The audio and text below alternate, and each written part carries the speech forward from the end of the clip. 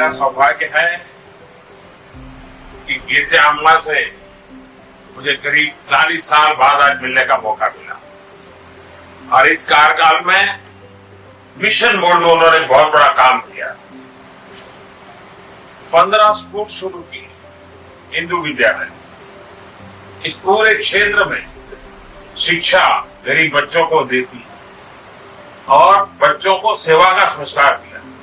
प्रतिदिन 1 रुपया वो डोनेट करते हैं बच्चे, और वो पैसे कभी असम के बाढ़ पीड़ितों के लिए, कभी गुजरात के भूकंप पीड़ितों के लिए, कभी कारगिल के युद्ध के अंदर सैनिकों के वेलफेयर के लिए, यानी लगातार उनका एक सेवा यज्ञ चलता है। That made me 15 schools, 10,000 children, 650 teachers, and 290 staff. Wow. Everyone contributed. Okay. This is a gift for my golden jubilee.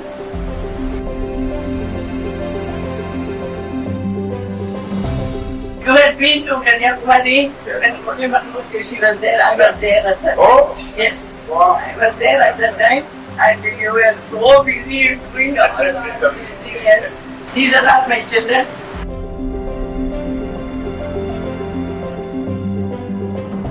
Very happy to see you, Ji.